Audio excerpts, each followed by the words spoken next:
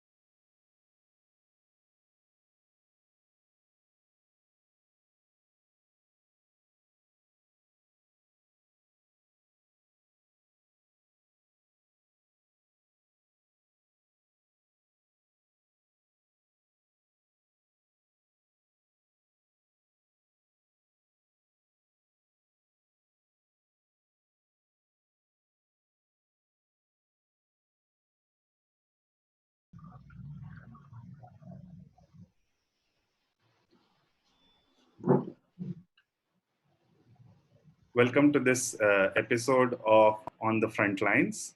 Um our audiences are live on YouTube, Facebook, Twitter, and Twitch.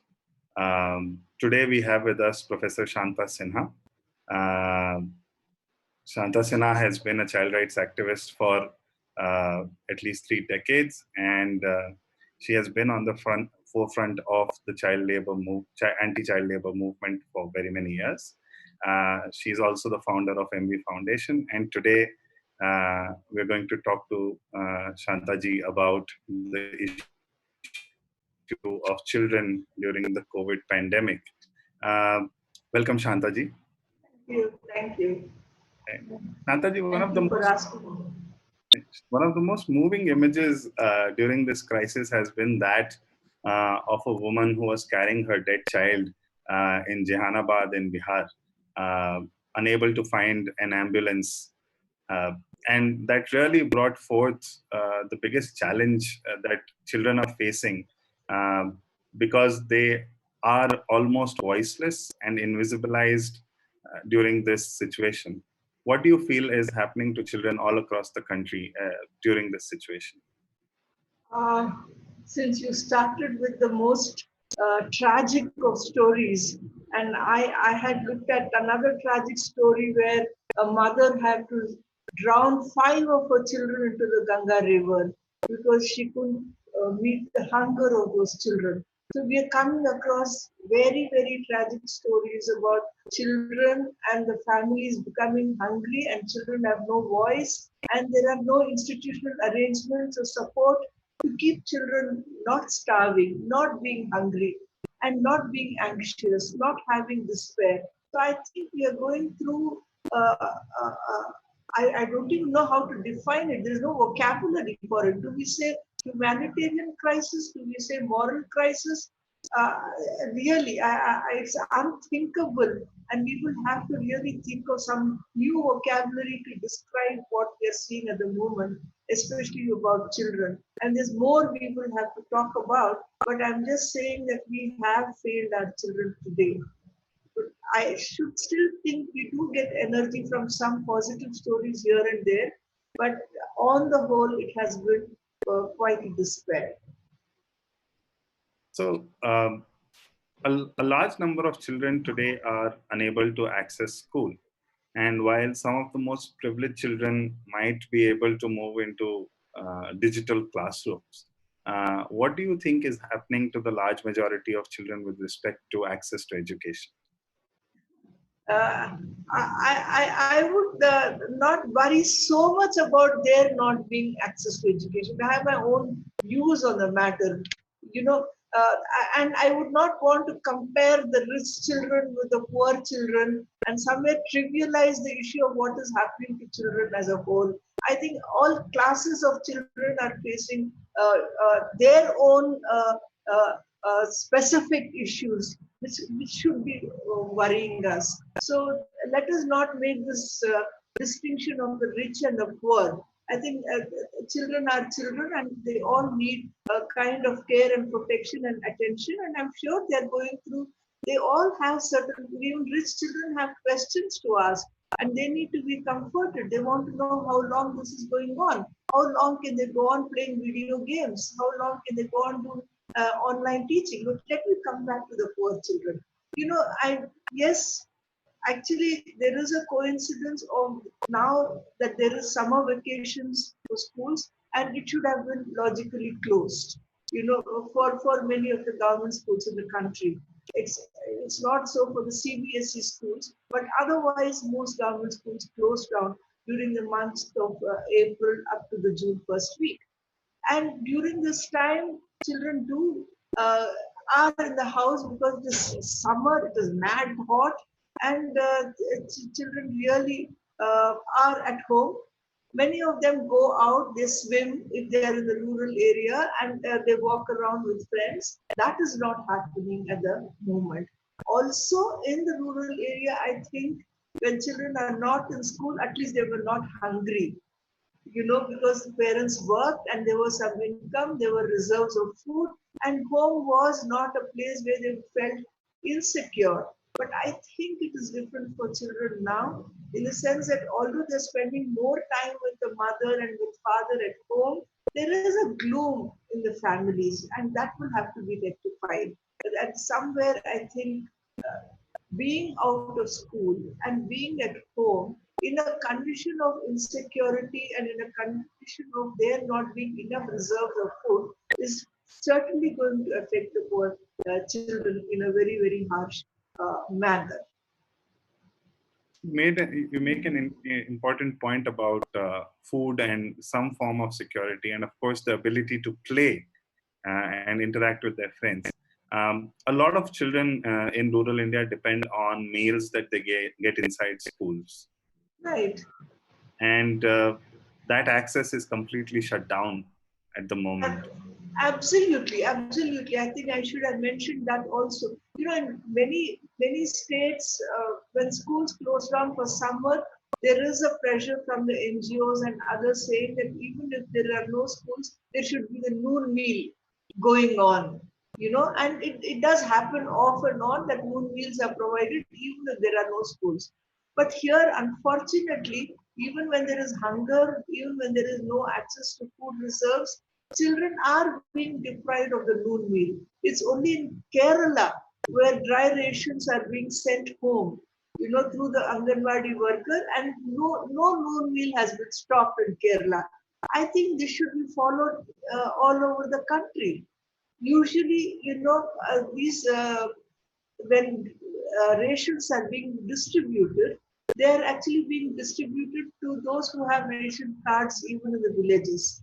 And we have found when we did a survey that for those who didn't have ration cards, of course, food is not being distributed. For those who are migrant labor, only the adults are counted and children are not counted for. So there is a big responsibility of the government to see that children's food is taken care of, even if there are no schools in the afternoon. I mean, schools during this COVID time. It doesn't cost much, and it doesn't need much governance or logistics. It just has to be distributed. And I'm sure if they left the decision to the Gram Panchayat, decentralize the whole issue, Gram Panchayats would come up with their solutions on how to reach out to every household where there are children and send their entitlement to food to their house. But in a situation where there is a large population of India stuck on the highways, roads, still walking back to their villages, how is it possible for gram panchayats or even state governments to reach out to these populations? I think it's really pathetic that these people should have been actually walking back to their homes, and that should not have been there at all. And arrangements should have been made for entire families with children to reach home safely. It's not difficult. This kind of discussion is coming on in the newspaper among all of us, saying that if they could arrange for special aircrafts to get passengers from all over the world, couldn't they have made arrangements for the poor to go back home? And I think this is really sad. And if you ask me how can they do it, I think wherever they step in, that local government will have to take responsibility for these people. And they're not to be seen as if they belong to Bihar or Chhattisgarh or Orissa, but they have to be treated as Indian citizens and they belong to all. They're creating wealth for you and me. And at least now we should recognize that without their contribution, none of us could have even survived the kind of luxury that we have. No more we can go about looking at them as belonging to a state. They belong to the entire country, and the whole country will have to be responsible for these families and these children. And in fact, solutions are never difficult to get by. It is, we always found that there are solutions. What is difficult to get by is the leadership at every level. And that I think is sadly lacking. So you're saying that if we had right leadership from bottom to the top, we would have been able to find solutions to this problem rather than them being on the roads without food. Is it not happening in Kerala again? Let's go to where things are happening, and let's also see the kind of phenomenal work some NGOs are doing to reach out to them on the main road. You've seen videos that are coming on the kind of support they're giving, and these are unseen, invisible heroes who don't even want to be given publicity, but out of sheer compassion. And they are not so well-to-do people. Ordinary people are doing extraordinary things to help their fellow people when they are walking back to their villages. And I would also include some policemen who were good. Of course, we have heard other stories of policemen, but I've heard stories of how gentle and kind policemen were, how kind municipal ward members were, how kind revenue officials were. I think we build our energy on people in the system and outside the system who have shown phenomenal energy to take care of the poor. This is a very small number, a fraction, but I think that they went against the current and they're showing us that it is possible to, in fact, protect our children and the poor. Could you share a couple of stories that inspired you? Um, in fact, I would share what is happening in many NGOs and in our own organization, where they have, you have these grassroots level organizers who have gone from house to house in their neighborhood, making out lists of those who have not got access to rations, and then trying to sort of link them to the policemen, to the municipal ward members, to the village panchayats, and they're putting their lives also to risk. So I have seen so many of them. You will see the kind of list they have made. They have started community kitchens. I have known about a group in Orissa that has started a community kitchen with their own resources and with their own money, uh, uh, and also systematically distributing it house to house. I have seen organizers going house to house, of course, maintaining distance, to find out if children are doing well.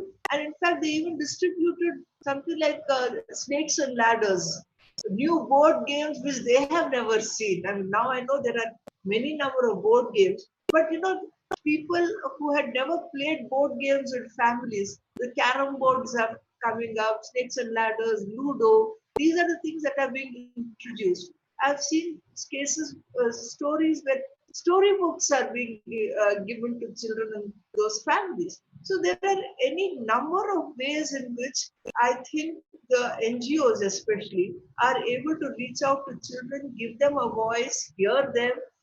There have been instances where child marriages have been stopped. you know so I have not come across instances where sexual abuse, that I hear from cases that have been heard in the child line, but otherwise on generally making children engaging with them, there are several stories, I think, which is quite inspiring. So, despite these positive stories, of course, a lot of regular or day-to-day business has been stopped. For example, the frontline workers would go and immunize the children, Yeah, and often this was the normal course of working. But right now, all of this has been stopped. How correct. do you think this will affect the long-term health of children in rural India?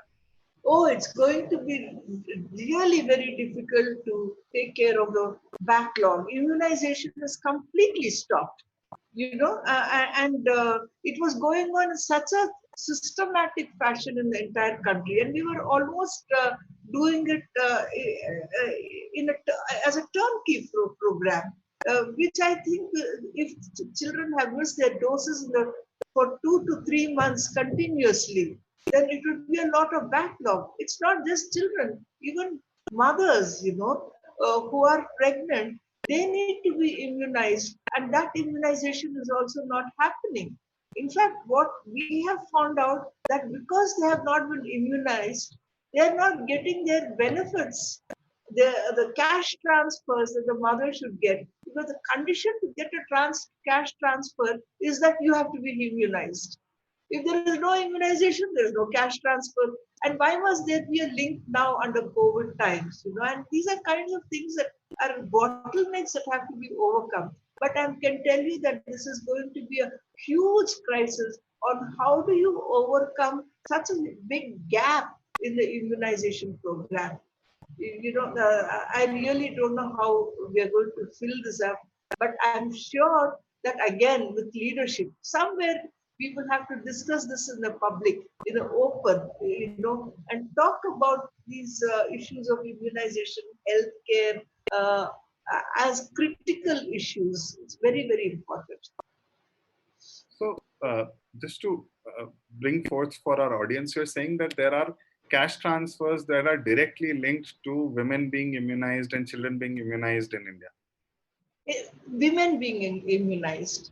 You And get your maternity benefit if you have been immunized, then that is a conditionality. This is a way of making sure that women have their tetanus injection, but then if that conditionality is not possible, but they should get their maternity benefits. And usually the maternity benefits are made in 2 installments or 3 installments. Why must it be in so many installments? Why can't they trust a woman?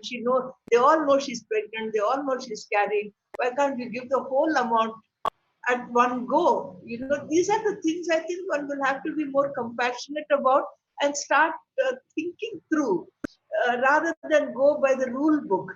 Sometimes you have to change rules because rules are to make it easy for the poor to access entitlements, not to make it difficult. So this is very interesting that not only are the poor losing out on what is their entitlement, but also ways in which they could continue their lives. Shantaji, you've spoken about how children would go out and play on the fields and take a swim in the ponds, and in some ways this would make them happy and take them away from the daily difficulties of their existence. Um, how do you think this COVID crisis will impact their mental health? Um, I have heard some people talk about mental health, and they say that don't be so alarmed. Children are resilient. They can cope. They have ways of coping. So, in a way, it does affect them, but they do.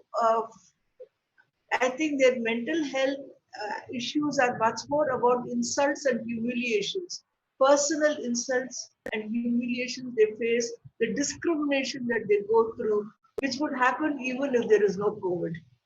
If it is not an insult, if it is not a humiliation, if it is not discrimination, then I think children will just cope with this if the family atmosphere is supportive, encouraging, and telling them that look, these are we will pass by this kind of a situation. So I should think it is not a cause for much worry. Although you find that the Ministry of Family Health and Family Welfare, if anything they did creative at all, are having those colorful books for children on mental health.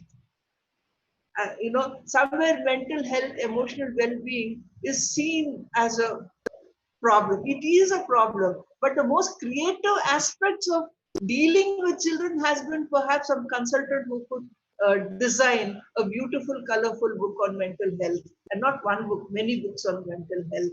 Uh, I think we will have to think through this issue carefully. This mental health issue has come up in many places in situations of war in all over the country, in situations of conflict. In India also, you have this issue of mental health of children who are in areas of civil unrest and conflict. They have gone through enormous trauma and anxiety. There have been loss of their own relatives. Say, for instance, in many of these Maoist areas or even Kashmir. So let us look at these profound issues of mental health and how they have coped with it and what kind of support they needed and whether we did anything for them at all. If we did something there, we would have had enough arrangements to take care of children going through mental health now here. But I don't think India has much experience in tackling mental health at terms during times of disaster, conflict, and I suppose now COVID times. So there is an important need to build capacities within families and communities to deal with the mental health crisis. It is. But at the same time, I would think that uh, there is an exaggeration about mental health. I may be wrong, but I have heard some people after I was asked to speak. I've heard some persons who are experts on the matter who talk about children being resilient, and it's more the personal humiliation uh, which causes an emotional trauma, and of and I would also say the anxiety of all those children who are hungry and going through starvation. These cause the kind of mental health which are very different from children who have parents who have some kind of reserves and who can take care of their children. One of the unintended or crisis that people are saying might emerge is that we may have children who are orphaned because of the number of deaths or disabilities that this crisis will cause. Sure. Uh, Sure. what do you think is the best way to deal with it, and if such a crisis is emerging? I very well anticipate loss of parents, loss not due to COVID maybe, but due to hunger and starvation and abandonment of children and making them feel lonely. These are this is something one can anticipate. I think here it is so important again to look at it in a decentralized fashion and perhaps break it into its lowest denominator, where in a particular area you're able to track every child living in that area and bring up support systems and support mechanisms for them. Here, I think there is a huge role for the DCPU, district, child protection units. We have all these edifices, no? We have a DCPU, we have a VCPU. I mean, there's so much of the juvenile justice system that has been designed to take care of precisely children who are in need of care and protection. Maybe the government must trust them, give them investments, park a lot of money there, and see that these children who are so vulnerable, so abandoned, are reached out to. What is the point in having a child welfare committee or a child line or an entire ICPS system when there is just no funding there and no money there for them to even operate? If we really cared, I think all the systems in the juvenile justice system has to be strengthened and not give. There's hardly some 600 million or 800 million rupees for crore rupees for the entire protection of 479 million children in the country. Can you believe it? It's not a small country, it's a huge country, and you don't have enough investments in their well-being and protection. I think we will have to demand for decentralization of all the child protection systems and greater investments in them and trust them to embrace children who are left out. Even without any support, many of these DCPUs are working. But then just give them the support, give them the finances, give them an office room and an office space. And why will they not work? I think we will have to trust the institutions that we have and support them. So just for our audiences, the Village Child Protection Committee and the District Child Protection Office, they are meant for protecting children's rights. Right. Right. Correct. And And they have been mandated under the Juvenile Justice Act. It's not that there is just an office that is kept there. You have these IC integrated child protection system. You have the child welfare committee. You have the juvenile justice board. You have the child line. You have all these institutions that have been laid out. What is the point in laying down all these systems and institutions when you have not given them the funds to carry it out to its logical conclusion? In spite of it, let me tell you, so many of them are working so well. They're just using the authority that has come to them through the act and they're stretching themselves to reach out to children. But why should it be like that? It is indeed, it speaks of how much the system actually puts primacy of children in the country's democracy. If it cared, then you would have done much more in the institutions that are meant for children. Somewhere it looks like it doesn't care enough. surely there are a lot of stories about lack of care. One of the landmark reports that comes on education every year is the ASER report, Yeah, which says that someone in class 3 can't read or write material in class right. 1, and so on and so forth. Do you think these learning challenges will widen because of the amount of time children will be out of school, or do you think this will be this will remain as is? Actually, uh, I have to wear two hats: the pessimist and the optimist hat. You know, I, if one is pessimistic and probably realistic, then I can say that it is going to be difficult to revive schools after the COVID. It needs a lot of support, and especially when children have been hungry, when children have come from homes that have been denied their right to dignity, to get them back to school itself is going to be a problem. So there, you have to be somewhere, in a mood to be learning and studying after this kind of a thing, and we have to create that kind of an atmosphere for a child to get back to school. Considering the manner in which schools are running, the government schools are running, these children are in any case neglected. I wouldn't say it doesn't reflect on the child's capacity to learn. It reflects on the system's capacity to teach these children. And if they now have to address children who are also not in a mood, I do not know if the system can really take care of these children. It is going to be a huge crisis.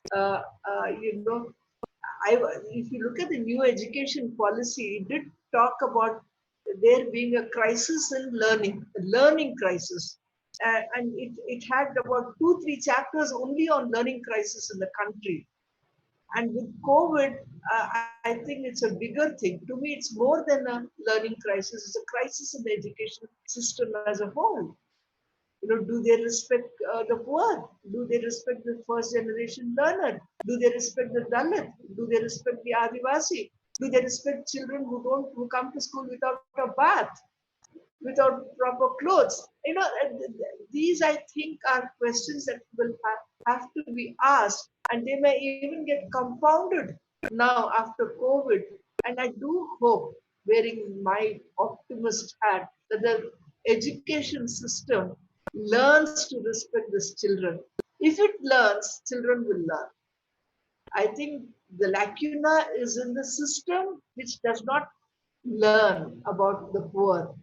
It should start learning about the poor. Then I'm sure poor children will start coping with anything. They would look forward to go to schools. Make an interesting point about the system wanting to learn and the need for the system to learn. A little while ago, the Supreme Court of India and the Chief Justice made a comment saying that why do the poor need money when we are providing them food? Uh, it was a very it was widely reported in media, and many commentators said that uh, the judges don't understand the life of a migrant worker, which can be said for all of middle class India, and pretty much anyone who doesn't understand the poor. What are the ways in which we can create compassionate or just systems where these things are learned, where we don't have judges or where we don't have officers who come into the system without understanding any of these issues? I think you're posing a fundamental question, and lack of sensitivity among the Indian, I would say, upper middle class and the elite about the poor, lack of knowledge, indifference to the poor, and a condescending attitude, about them, that they have not made it, so they're not good enough, and we are the success stories in this country. I think it's a huge challenge, and somewhere these attitudes have been deeply entrenched in the mind of the middle class.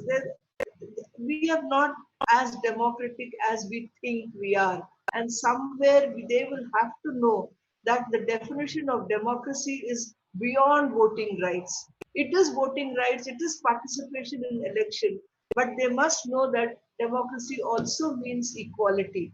Democracy also means social justice. Democracy also means inclusion. And if none of these are there in their mindsets, they are actually perpetuating an anti-democratic culture in the country. They will have to understand democracy in its real sense. And how to make them understand democracy in its real sense has got to do with popular movements and uprising. It won't happen automatically. Let me tell you, they will not learn. They have been socialized into an atmosphere who think that they're doing people a favor, and somewhere I think they will have, unless there is democratization of politics where the poor capture spaces, nobody is going to invite the poor to play a role in democracy.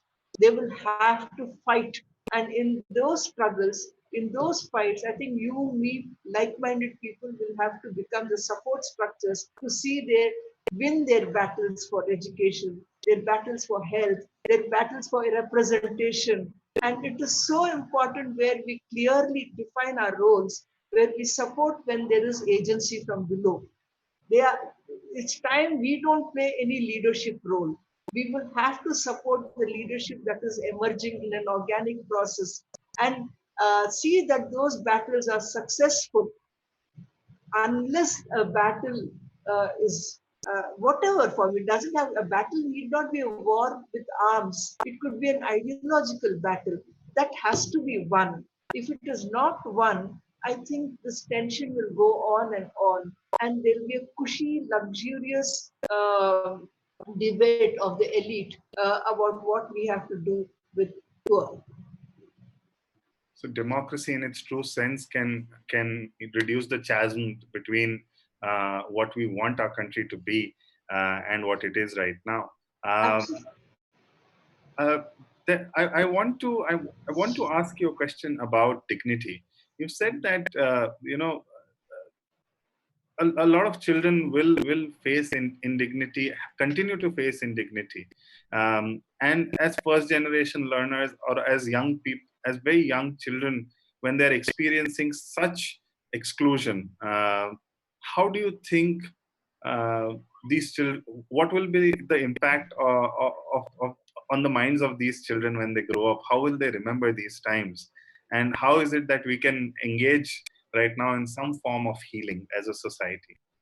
I think you will have to have one kind of a COVID, I mean, one kind of a similar discussion with some Dalit students who are now in the postgraduate level on how they cope with discrimination, with insults and humiliation, and what their views are on what is happening and how they think that they will have to expand their base. And I cannot put myself in that position. Really, I cannot. But I only hope that the COVID is going to sort of sensitize. Maybe the judge you're talking is an exception, but I'm sure that what has happened with the COVID is that the plight of the migrant workers has become more visible. People never even knew that there were so many of them who were in our cities and towns, and that our lives were so interdependent on what they were doing. They were totally invisible. Perhaps the COVID has, in fact, given sensitivity to many of us. So let us not give up on them. Let us look at how they have been able to see what true India is and true India has been because of COVID, and perhaps we have to build on that evidence. It's important. Sometimes you have to turn something which is so disadvantageous to an advantage, and show this is quite an eye opener for many. I'm sure it is an eye opener for many. The way people have thronged to go back homes, they are no different. The poor are no different. They also have a home. They may not be the kind of home we are in, but they also have a home. They also want to get back to their homes. We have to support them. And they're like you and me. So that kind of a message that came across through this COVID, I think, has to be strengthened, and we have to win over more and more from the middle class to think like you and me. So clearly there is a lot to be learned from stories of hope, and maybe we can hope that there is sensitivity in parts of society that were ignorant of this. I want to shift your attention to the urban poor. Uh, Right. and especially children who are on the streets, children who are homeless, often have homes in the city but have run away, or homes in villages but work in the city. There's common perception that these are children in conflict with law and in need of protection. Uh, how do you think the police brutality or the shutdown of cities would have affected these children? I have been trying to get information on what is happening to street children, where are they, and how have they surviving. Unfortunately, this has been a huge gap in the information that I personally have on how they are surviving. I know about Rainbow Homes, I know about MV Foundation, I know about many of us who run homes for street children, and I think they're all very secure, and they also want to do more. Somewhere all of them feel that it is now their responsibility to take care of those who are on the streets, and they really want an opportunity to do more, to see that their peer group, which is outside, is being taken care of. So I know what is happening to children who are in a shelter home, and how well they are being taken care of, and how much they want to do more for other children. But I'm not able to get enough information on what is happening to those children who are homeless on the streets. There, there are a couple of them here and there in the temporary shelters that have been created by the state. But really, and unfortunately, there has been a information gap about them. But I do know about what is happening to children who were child laborers and migrant child labor. You know, and how in the country, it could be in Hyderabad, it could be in Jaipur, it could be on the brick kilns, it could be on sweatshops, in hotels, in dhabas, how all these migrant children have been just left abandoned by the employers. They have gone away to their homes at a safer place, leaving them behind. And these children, sometimes there are 50 or 60 of them, have been left behind in a small dungeon like space. Because for them, the workspace and the way they live are all the same, and no food for them, and they don't even know how to get back home. And their plight, I think, is absolutely horrendous. And except, of course, when there has been some NGO that has tried to rescue them, they have been totally invisible. And it is these children, I think, that one worries for, and because one knows that they're just not able to get back home. We've heard the story of this girl who walked back from her chili farm 150 kilometers from Khammam, back into Bijapur in Chhattisgarh, and she couldn't do it. Just an hour before she reached home, she just collapsed. God knows what kind of plans each one of these children who are trapped in these sweatshops are thinking on how to get back home. They're imprisoned, and it's for no fault of theirs. And there has not been any report about how there has been a rescue of government for them. There has been no policy decision. You have had policies for adults, migrant labor, but there has not been a single policy announcement or decision about what you may do for children, child labor, who have gone as traffic child labor, and who have gone, uncared for, unprotected. No directions, no guidelines, nothing. And these, it is very worrying that, we have just not raised the debate on these children at a national level. At this point, I'd like to tell the audience that they can put in their questions on any of the platforms that they're in, whether it's Facebook, YouTube, or Twitter, and we'll be happy to ask those questions to Shantha ji. But Shantha ji, I want to point out that a lot of these children who fall in the urban poor category, who are migrant labor, essentially are children with a lot of independent spirit. They are not used to asking others for help and are quite self-dependent. What do you think, in this situation where everyone has been left helpless? How would their mental state be when they're not able to ask for any help from anyone? I think there is this is a genuine problem. This is where the issue of dignity, of children on the streets actually happen, because they're so self-respecting. They have such self-esteem, and they would think that they can take care of themselves. But they do need to unlearn a lot. And even without COVID times, I think they must know that look, you can carry on with such self-esteem for some time in your life, but not for all the time in your life. When you're a child, fine, but you can't continue like that forever and ever. And you need support, you need education, you need rescue, you need to be equal with others, and you need to realize your fullest potential. You may have self-esteem, but your fullest potential has not been recognized or even realized. So somewhere there has to be talking to them. This is what is happening in all our shelter homes. When they do come, they come with the attitude that you're talking about, but they know that that attitude is not going to help them compete in a modern world.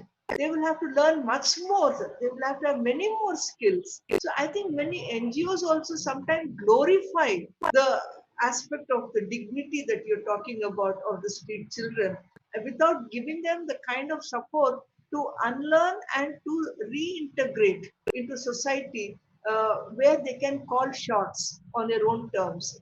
After some time, they can't call shots. They become addicts, they become vulnerable, they become victims of police atrocities. So of what use is all the self-esteem when they have no capacities to enjoy equal rights as citizens in the country? So dignity and capacities to be able to enjoy a full life is what we need for children on. Absolutely. Uh, Absolutely. uh, Because you have self-esteem and dignity, would we send our child onto the street? Go live, because that is a better freedom that you have. Would you do it to your own child? I Absolutely. mean, we will have to sort of somewhere not glorify a street child. You respect them, but you're doing a great harm in glorifying them. I also want to ask you that because a lot of children are at home, do you think there is a situation that might emerge where we might have um, early pregnancies or underage pregnancies? And is there great potential for child abuse during these times? This, it seems, there is evidence to show that it has actually happened, that there is greater sexual violence, and that it has been brought to the notice of the Ministry of Women and Child Development, that the calls that have come to the child line, about 4 lakh calls during COVID times, many of them are about sexual abuse and violence and domestic violence, because men are at home, alcoholic parent, father at home. So this kind of a thing you do listen to.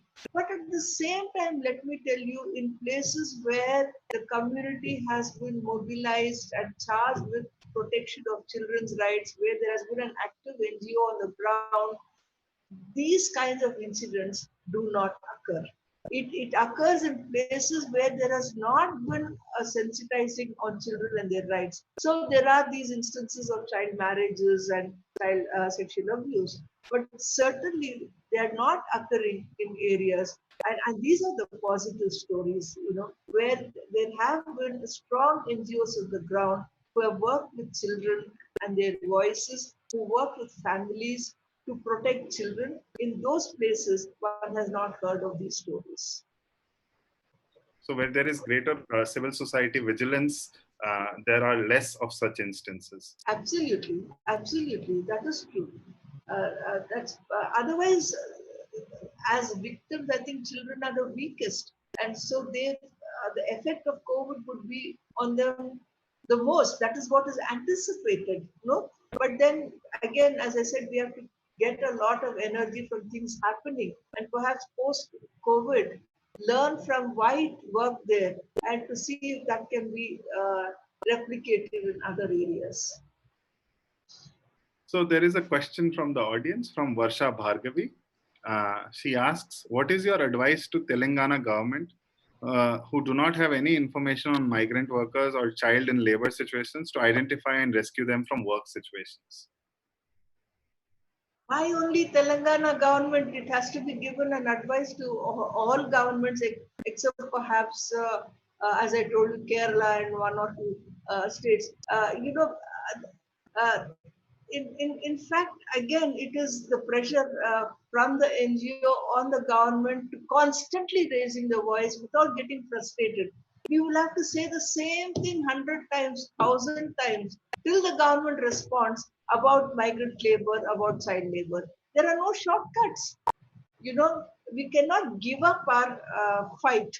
We will have to continuously, and each time you ask, each time you question, you do it as if you questioned it for the first time. You didn't think of it yesterday. It came to you today. There is something about migrant labor, and then ask the government. Because I think it's important that we keep questioning and questioning and questioning.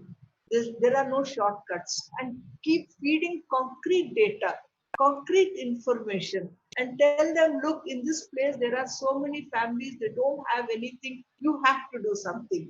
They may not listen, but say it again. Say it again through another media. But that's the only way. In a democracy, these are the only ways in which you raise consciousness of not just civil society, but also the system. You made an important point, Shantaji, that wherever there is civil society or active citizenship, there are lesser cases of violence or discrimination or lack of entitlements. Do you see any possible ways in which civil society across India could club together to address not just the issue of child rights, but many other rights that we are seeing being subverted? I think they're already doing it.